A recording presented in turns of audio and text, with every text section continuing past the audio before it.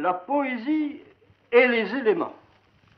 L'imagination poétique est donnée généralement comme une faculté joueuse, consciente de son irresponsabilité, courante au-dessus des choses, quittant sans fin, dans une virtuosité d'image, une image pour une autre.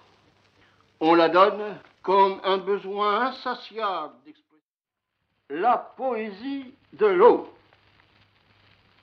Dans une conférence d'introduction, la semaine dernière, j'ai essayé de montrer que la poésie, dès qu'elle voulait être un témoignage de notre passion pour la vie universelle, retrouvait d'instinct les longues pensées des philosophes, les longues rêveries des alchimistes.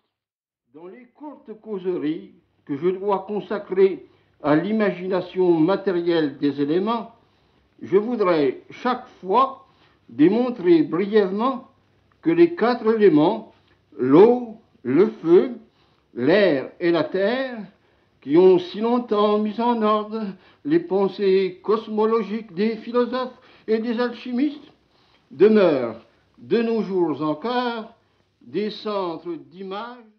Les poèmes de l'air.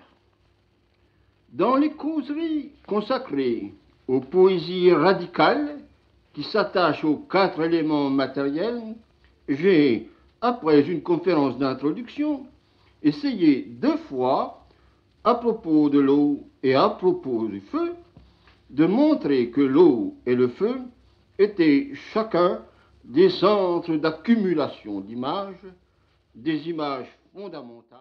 Au cours des dernières causeries consacrées au rapport des grands systèmes d'images poétiques avec les 4 éléments matériels, eau, feu, air et terre, j'ai eu plusieurs fois l'occasion de dire que l'élément terrestre était, vis-à-vis des 3 autres éléments, dans une situation spéciale.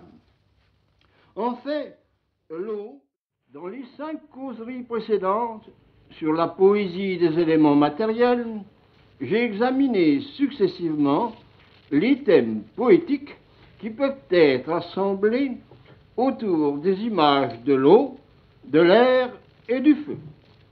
Et la semaine dernière, j'ai commencé l'étude de l'élément terrestre, tandis que les 3 premiers éléments, eau, air et feu, au cours de cette longue série de causeries que j'achève aujourd'hui sur la poésie des éléments matériels, j'ai successivement examiné les images de l'eau, de l'air, du feu et de la terre, montrant que chacun des éléments est un centre d'image, que chacun des éléments imaginaires détermine profondément l'étendue.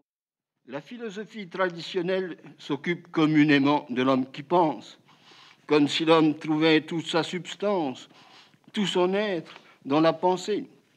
Il semble que la fonction dominante de la philosophie soit alors en quelque sorte de repenser la pensée, tout à sa fonction dominante de concentrer les lumières sur ce sommet de l'être qu'est la pensée.